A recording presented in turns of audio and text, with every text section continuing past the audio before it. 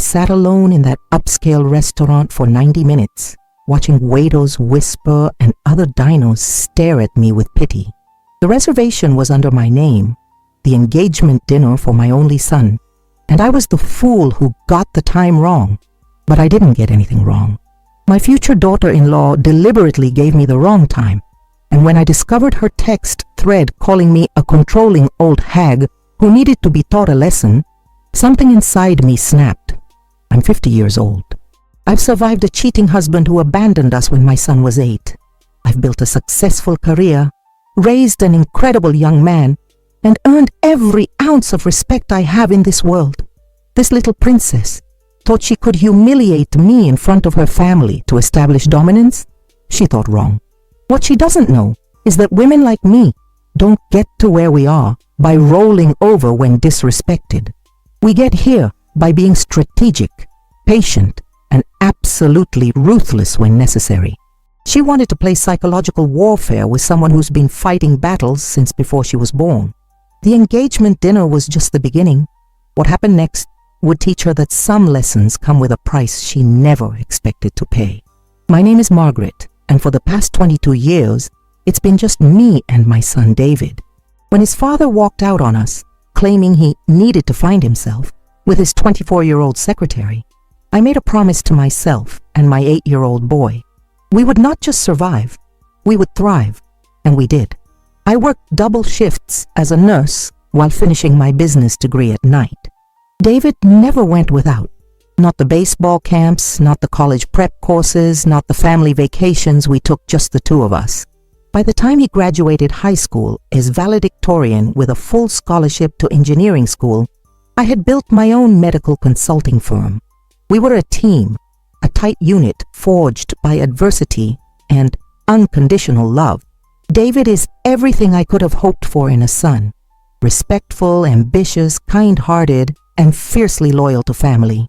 At 30, he's a successful civil engineer with his own firm, owns a beautiful home, and has always made time for his mother.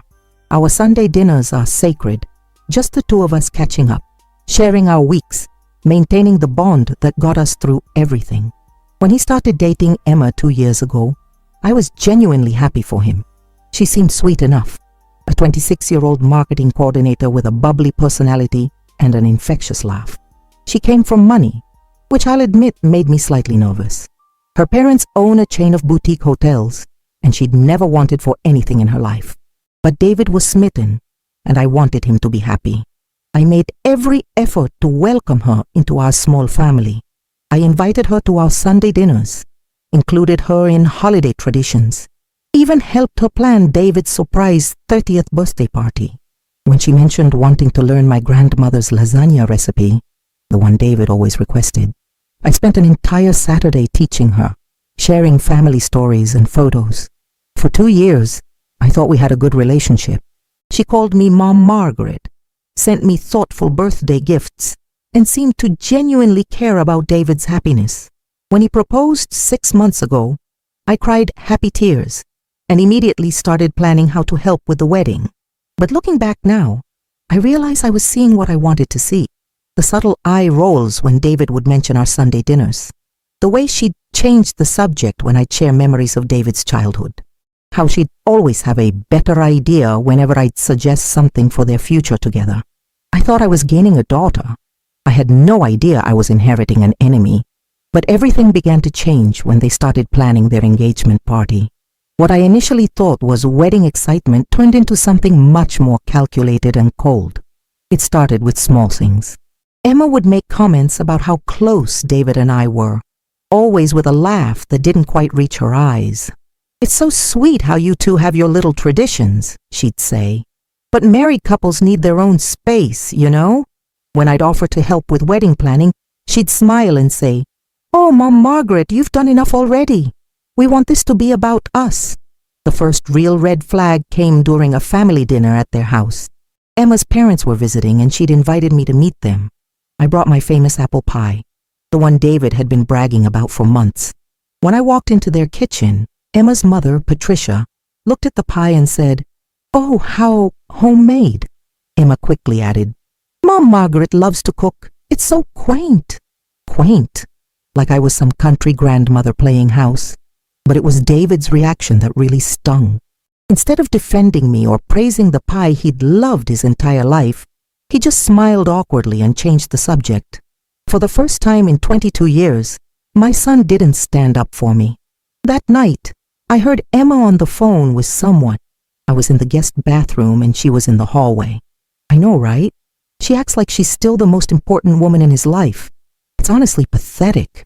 A grown man having weekly dinners with mommy? I'm going to have to fix that real quick. My blood ran cold. This wasn't about wedding stress or normal adjustment period.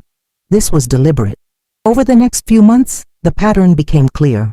Emma would schedule couples activities during our Sunday dinners. She'd make comments about how dependent our relationship seemed. She started referring to our traditions as weird and unhealthy. Worst of all, David began to pull away. Our weekly dinners became bi-weekly, then monthly.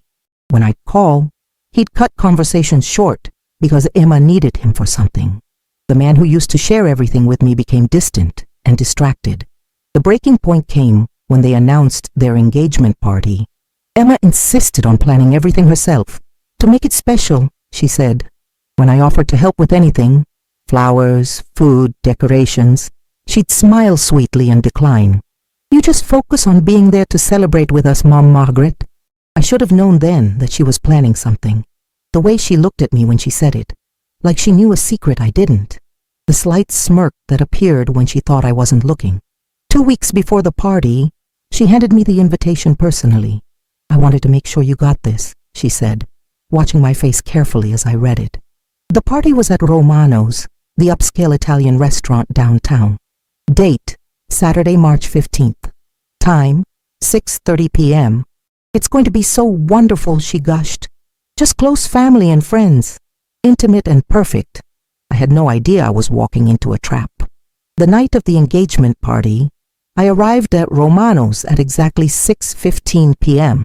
I believe in being punctual, especially for family events. I'd spent the afternoon getting ready, new dress, hair done, the works. I wanted to look perfect for my son's special night. But when I walked into the restaurant, something felt wrong immediately. The hostess looked confused when I mentioned the Davidson party. I'm sorry, ma'am, but that reservation isn't until 7:30. My heart sank. No, that can't be right. The invitation clearly says 6:30. I pulled out the invitation, hands trembling slightly. The hostess checked again, then called the manager. Mrs. Davidson, your daughter-in-law called this morning to confirm the 7:30 reservation. She specifically mentioned that if anyone arrived early claiming it was 6:30, they had the wrong time. The humiliation was instant and crushing. Other diners were staring. The staff was whispering. I felt like a confused old woman who couldn't read an invitation properly. Would you like to wait at the bar? The hostess asked gently, the kind of tone you use with someone you pity. For 90 minutes, I sat alone at that bar, nursing a glass of wine and checking my phone every few minutes. I called David twice, straight to voicemail. I texted Emma asking if I had the time wrong. No response. At 7:30 sharp, they all arrived like a parade.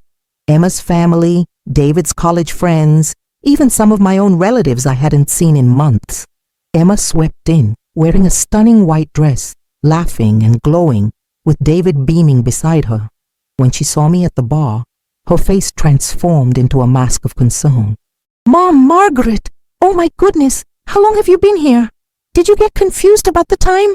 The way she said it, loud enough for everyone to hear, with just the right amount of worry and embarrassment. David looked mortified. Mom, the invitation said 7:30. Did you misread it? I wanted to scream. I wanted to pull out my invitation and prove I wasn't losing my mind. But surrounded by all those people, with Emma looking at me with those wide, innocent eyes, I just smiled and said, I must have made a mistake. But as we were seated, I caught something that changed everything. Emma was showing her phone to her maid of honor, and I glimpsed a text thread.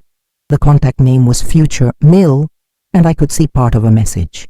Controlling old hag needed to be taught. My blood turned to ice. This wasn't a mistake.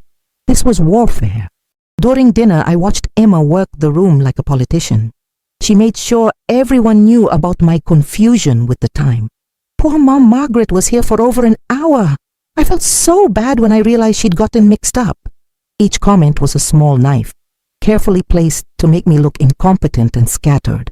And David, my own son, just nodded along, occasionally patting my hand like I was a confused elderly relative. But Emma made one crucial mistake that night. She got cocky. 3 weeks later, Emma made her fatal error. She left her phone unlocked on my kitchen counter during what would be our last Sunday dinner together. I wasn't snooping. The screen lit up with a text notification, and I glanced over instinctively. What I saw made my hands shake with rage. It was a group chat called Wedding Planning Squad, with her maid of honor and 2 bridesmaids. The conversation was from the night of the engagement party. Emma: "Mission accomplished. Future Emil showed up an hour early looking like a total fool."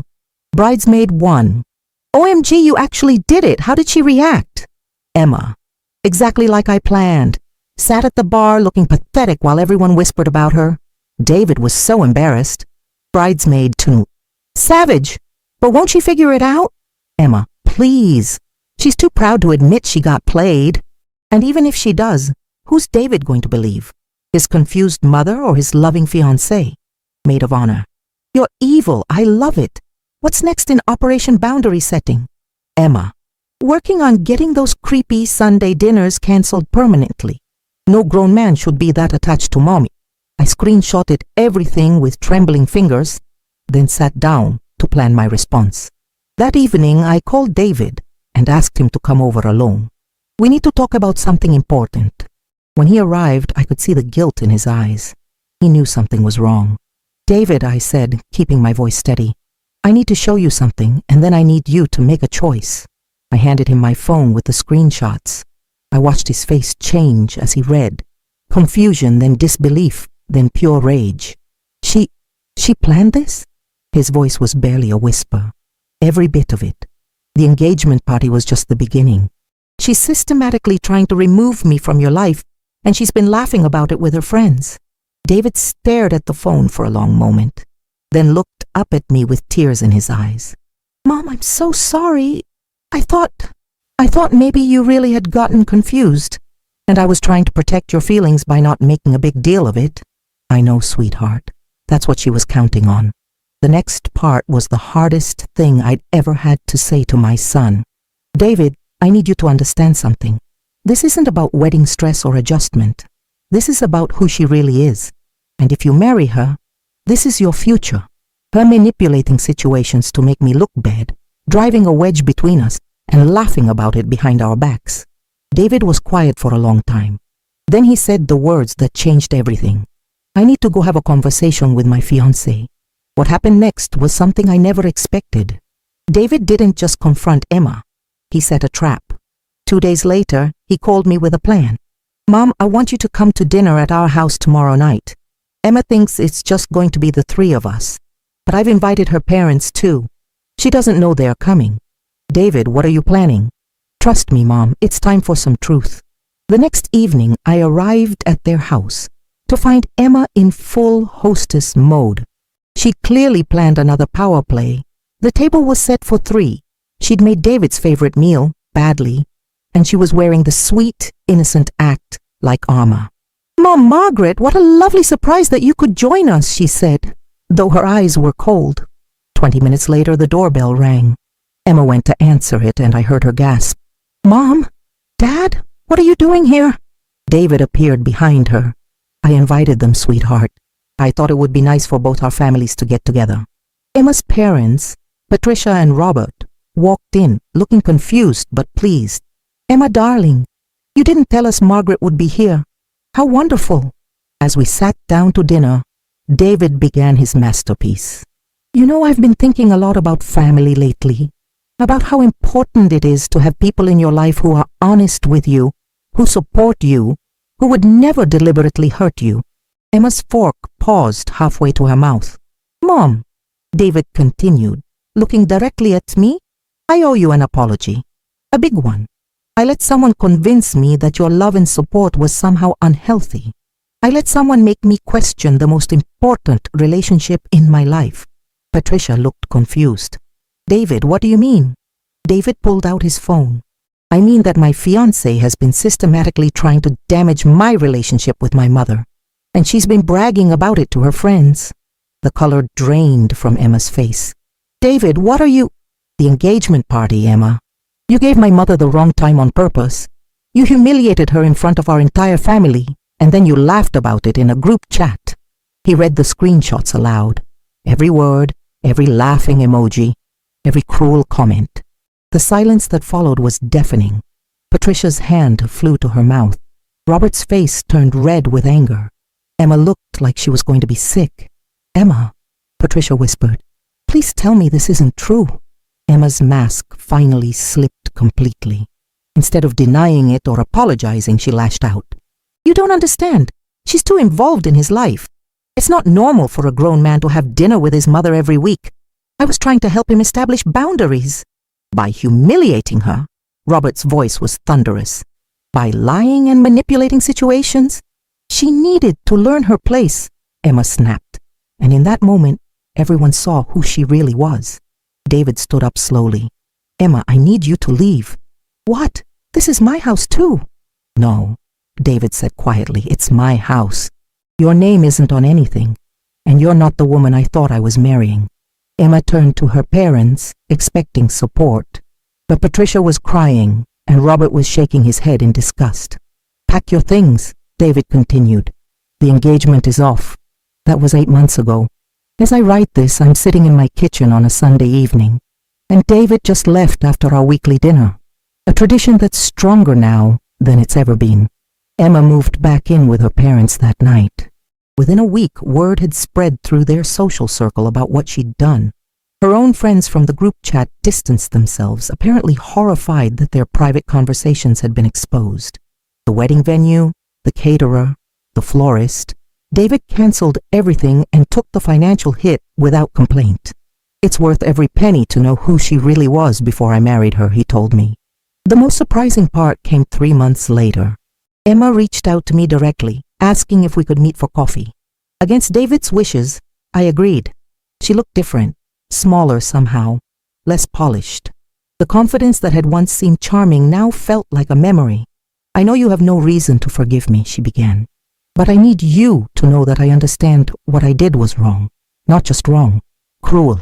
I listened as she explained how her own insecurities about not being enough for David had twisted into resentment toward me, how she'd convinced herself that our close relationship was the problem, rather than her own fears of inadequacy. I've been in therapy, she continued, learning about my own patterns, my need to control situations when I feel threatened. It doesn't excuse what I did, but I want you to know that I'm trying to become a better person. I appreciated her honesty, but some bridges, once burned, can't be rebuilt.